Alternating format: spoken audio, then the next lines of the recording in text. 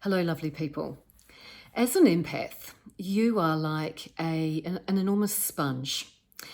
You therefore need to learn how to heal, protect, self-manage and self-empower yourself in order to turn your empathy, your high sensitivity, into your superpower. What can happen when you're an empath is that you can become rather unwell. There are a lot of physical challenges, emotional challenges, or patterns, imprints that we can pick up through our lives as empaths, often from a very young age. And we need to be able to go back and realize what is really us and what is a pattern or self-sabotaging belief or emotion that we have actually collected unwittingly from someone else. So I'm just going to use some cards from the traditional Rider-Waite Tarot just to illustrate, because it makes it easier to understand and you can have something to look at. So we're starting with the Star card. That is you, the empath. You're a sparkly sponge, perhaps. And in this beautiful card, you see that there is all this light and energy and flow of emotion represented by the water and, energetic things around the person. And as an empath, being a sponge, you unwittingly, particularly, of course, when you're very young, you're just taking on all of these things without realizing. You're a little bit like, here's the Fool. You're a little bit like the Fool. The yellow is representative of being open and usually incredibly loving and ready to just go, wow, I'm open. Look how open the body language is. That is where you are when you are a sort of an unconscious, if you like, empath.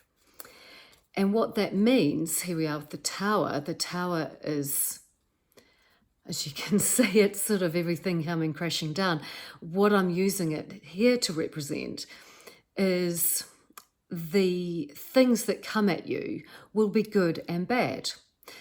For example, when you're a high sensitive and you're growing up, you will pick up on the dynamics within your family, with your friends, with your community, experiences that you have, media that you consume, etc.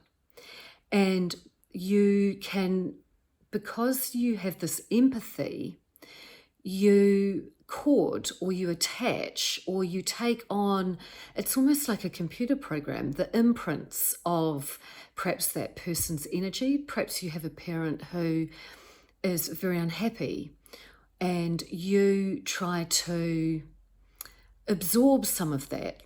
As I say, you're probably a young child, so you'll do it unconsciously. But what happens is that you start carrying that energetic frequency. It's like the cord is it's like a pipe running between you. And so when that person becomes, it's just an example of the parent, when that parent is going through the different things that they're going through in their life, perhaps it's a relationship issue with your other parent, and perhaps you start to develop self-limiting beliefs about yourself as a consequence, because it might be that that person is going through relationship struggles with your other parent, and so they withdraw, or they become angry, or they act in self-destructive ways. You will then not only do the things that young children do and blame yourself, but as that highly sensitive person, you will also start to sort of program your blueprint in those ways. So, for example, You may start to think that that is how men have to behave in a relationship, or women have to behave in a relationship. And then you may mirror that in the relationships that you have when you get older. And so the Two of Pentacles I've got here is the juggling. I've got that there to symbolize that we have, as sponges, empaths have the good and the bad. We end up, you'll find yourself carrying all of it, becoming weighed down by it. And as another way of showing that connection that we have with people, I have the Lovers and the Devil. You see how similar they are?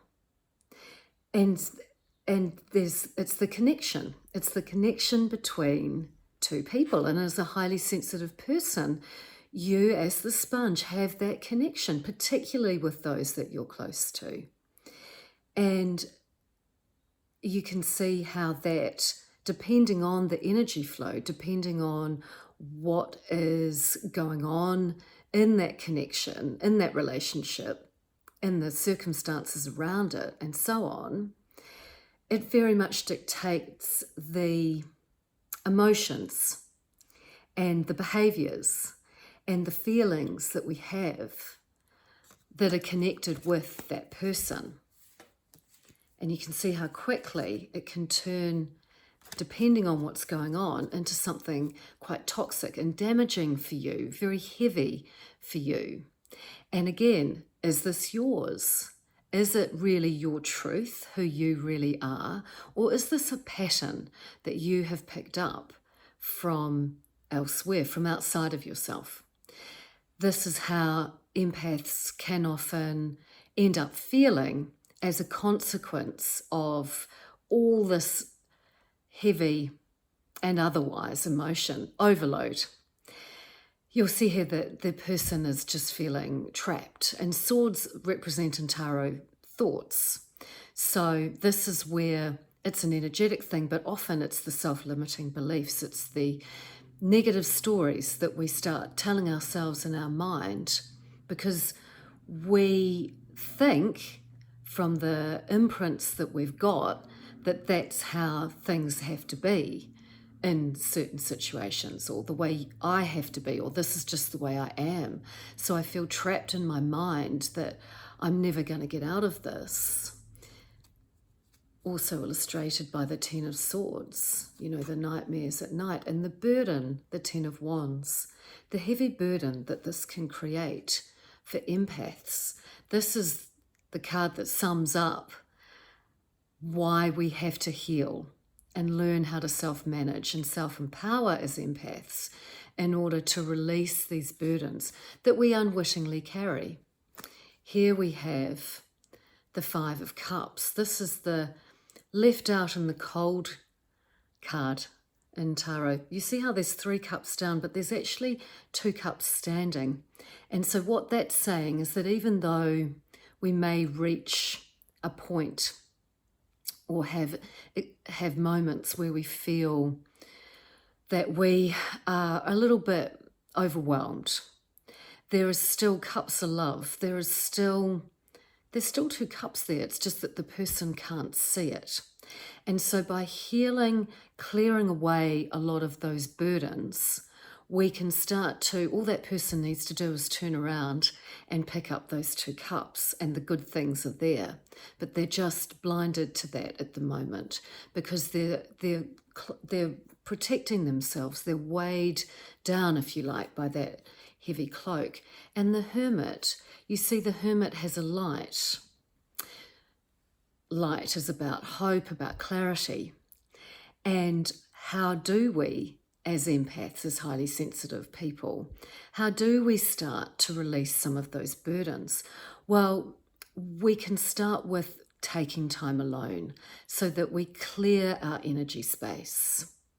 If we can't get a lot of hermit time, use shielding to protect your energy. When you wake up in the morning or when you are in a situation, just do a very quick I'm just going to put a protective shield around myself. Just actively do it. Trust that you will put around yourself. Imagine in your mind's eye any kind of shield that you like, that works for you.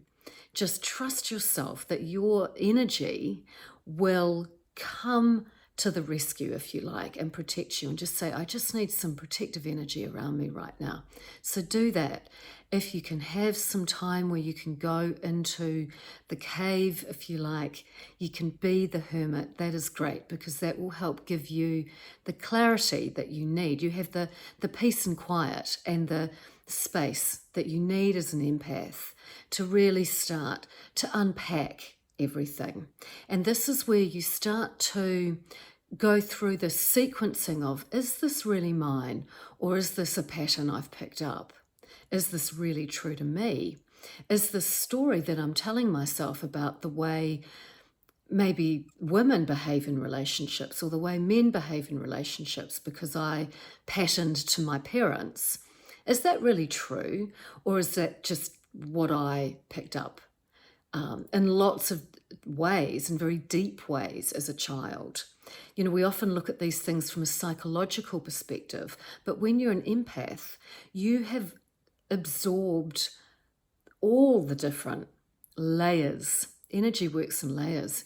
You've absorbed the thinking, you've absorbed the physical, you have absorbed the emotional, and you've absorbed the spiritual. And the spiritual is the piece that really blocks you from knowing who you are. Because remember, you were born as the star. Remember the star card. And the star card is pure light. It's light and hope and faith and it's miracles.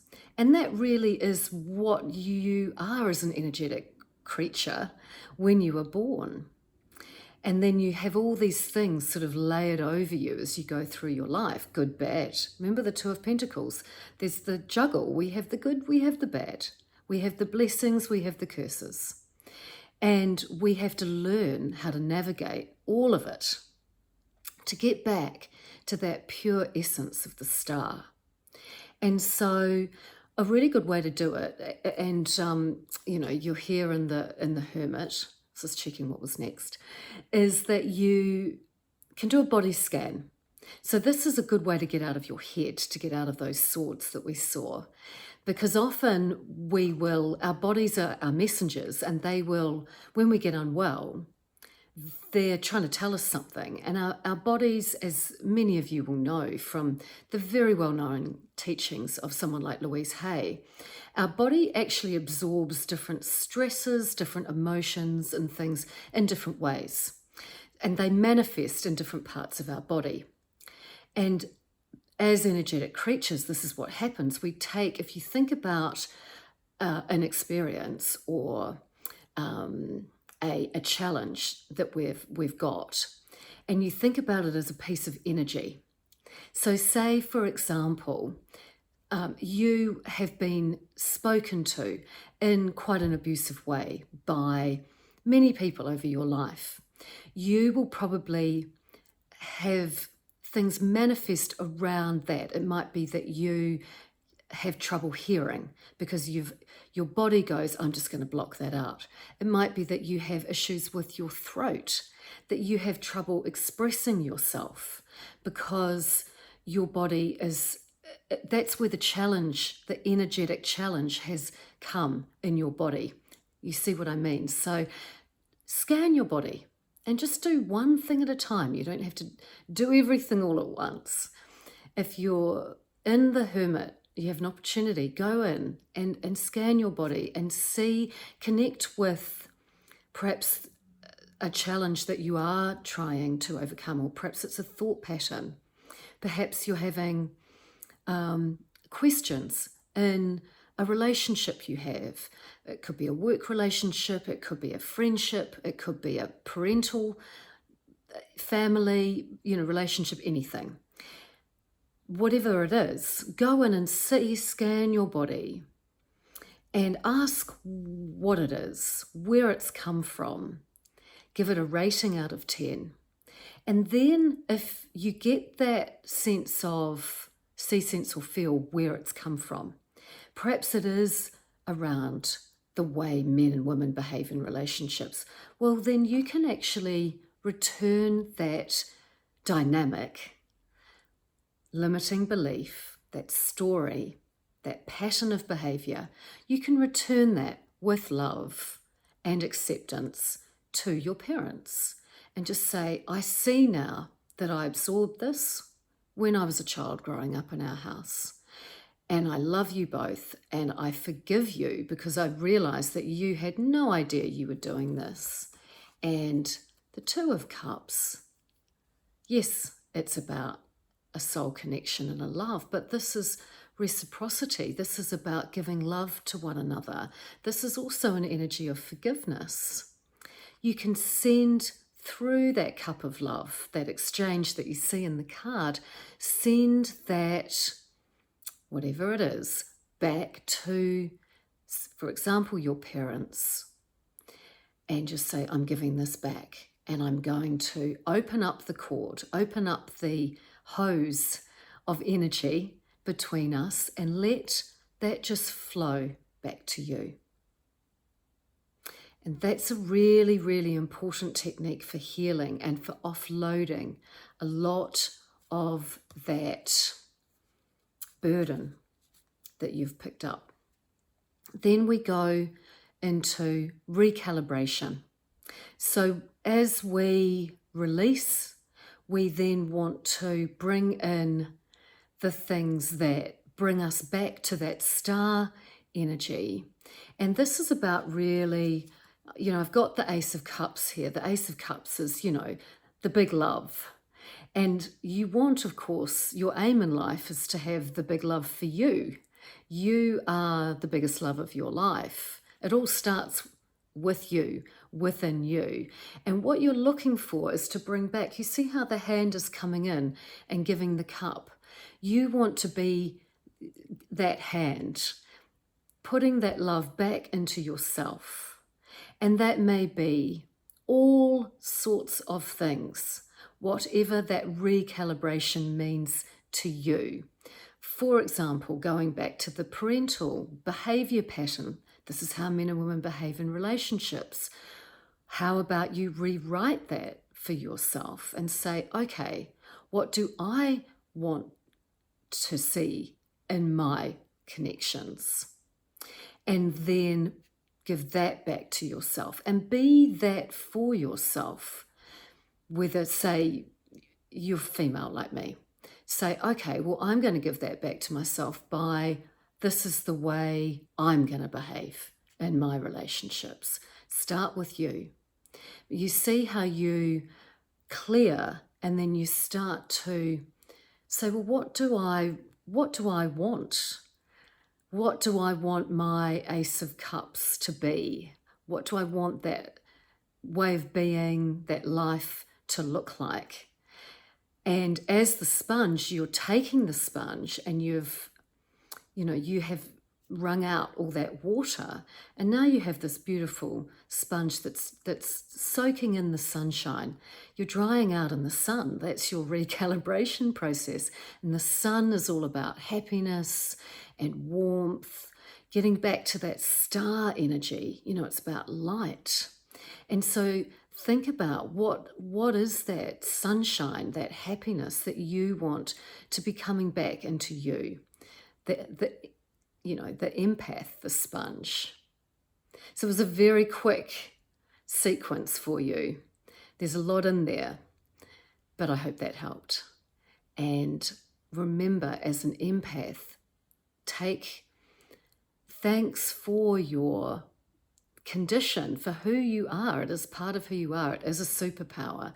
But really start to actively and proactively really remember and realize what that means for you in your life, and proactively go about squeezing the water out of that sponge that's perhaps been a burden for you, and bringing in that sunshine to really make sure that you are in the Ace of Cups and you are on your true north path. Thank you.